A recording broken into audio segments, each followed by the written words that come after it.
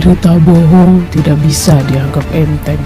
Secara sengaja membuat dan menyebarkan untuk kepentingan pribadi dan kelompok, kemudian menimbulkan suasana menjadi tidak kondusif adalah suatu bentuk ancaman, bahkan berpotensi menjadi kejahatan mass communication.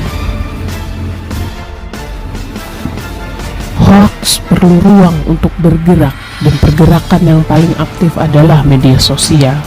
Kita memang mempunyai hak dalam menggunakan media sosial, tapi apabila tidak diimbangi dengan kemampuan penggunanya, maka akan jadi bumerang. Dan kendali itu ada pada kita. Perilaku yang mudah terpancing dan tidak kritis adalah sasaran empuk bagi penyebar hoax. Tentu kita tidak ingin menjadi bagian dari sasaran mereka, bukan? Berikut ini caranya.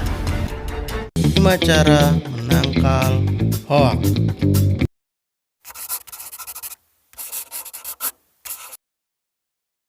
Hoax atau berita bohong adalah informasi yang sesungguhnya tidak benar tetapi dibuat seolah-olah benar adanya.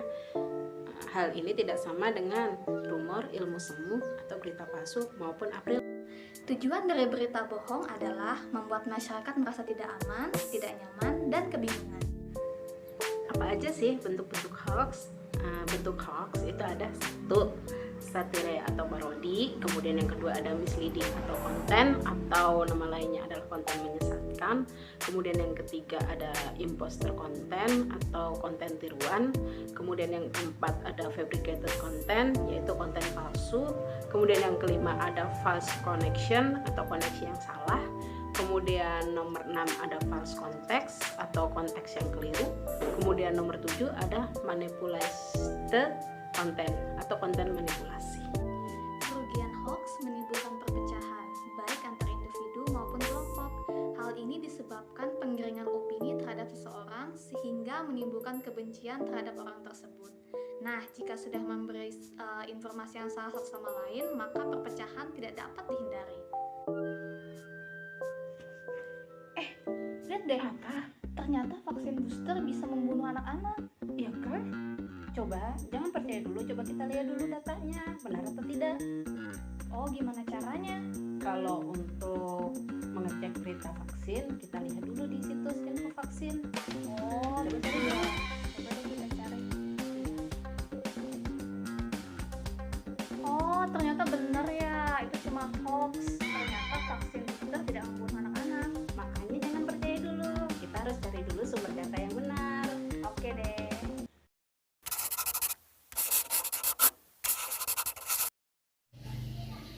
Bil, ada berita hantu gentayangan nih di Sulawesi Selatan. Masa iya? Iya, katanya sih buat nyari tumbal. Ini beritanya di Facebook. Yakin itu asli? Coba kirim fotonya. Kita cek sama-sama. Nah, itu sudah. Untuk mengecek keaslian foto, pertama kita buka browser. Di sini kita menggunakan Google. Kita ketikkan image lalu enter. Nah, setelah muncul seperti ini, kita pilih image, lalu kita ke icon kamera. Di situ ada tulisan upload image, kita pilih, lalu pilih file yang mau diupload. Ya, di sini kita pilih fotonya. Nah, kita tunggu proses uploadnya. Nah, setelah terupload, maka akan muncul berita-berita yang terkait dengan gambar yang kita upload tadi. Misalnya yang ini. Nah, di sini ada dari apahabar.com.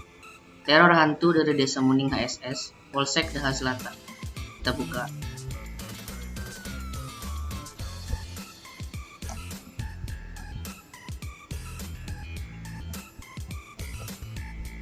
Setelah kita baca-baca sebentar, ternyata gambar yang kita upload tadi merupakan gambar yang bohong atau beritanya itu hoax.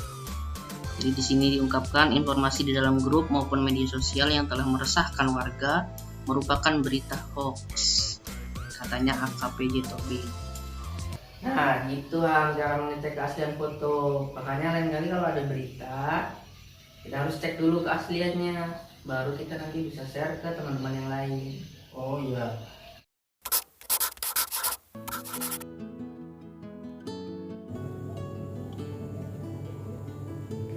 Langkah ketiga yang bisa kita lakukan untuk menangkal hoax adalah dengan ikut grup diskusi.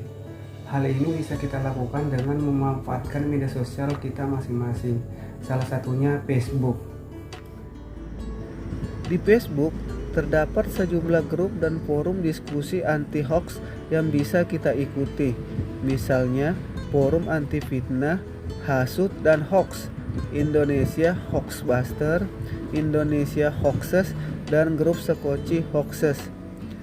Melalui grup tersebut, kita bisa berdiskusi dan bekerja sama, serta menanyakan langsung mengenai kebenaran suatu berita atau informasi. Apakah berita itu benar adanya atau hanya hoax? Dan kita juga bisa melihat klarifikasi yang sudah diberikan oleh orang lain mengenai kebenaran suatu informasi.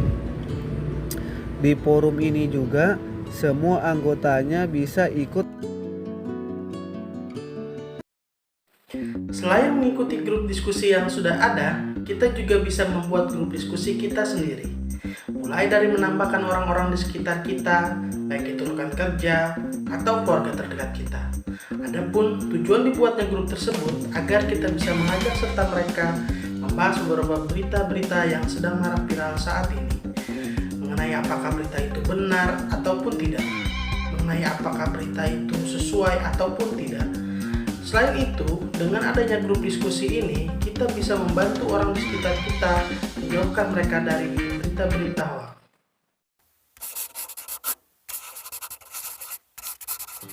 Ingat, semua berita pasti memiliki judul.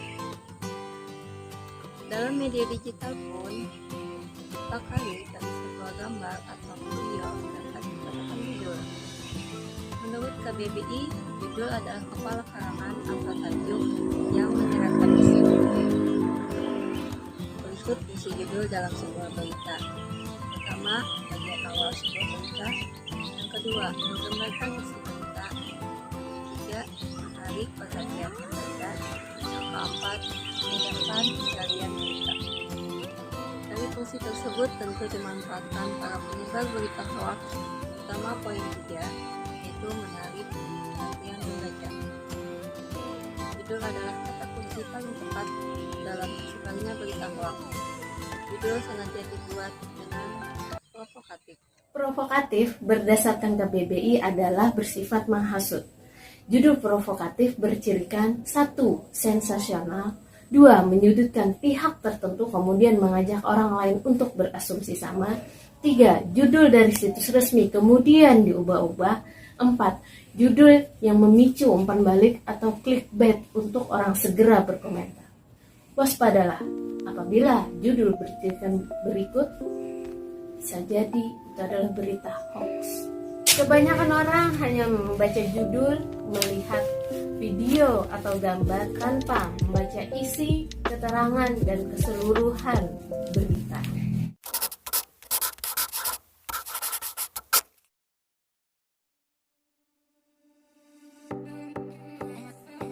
Cermati alamat situs.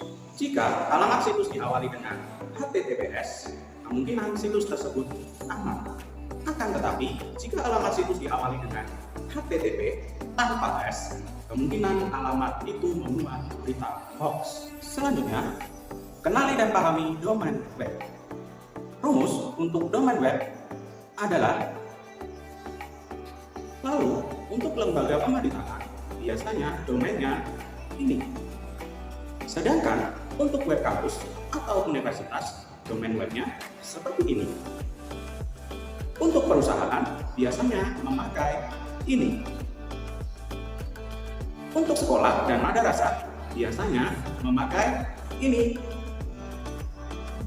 Ini biasanya domain web yang berpotensi hoax.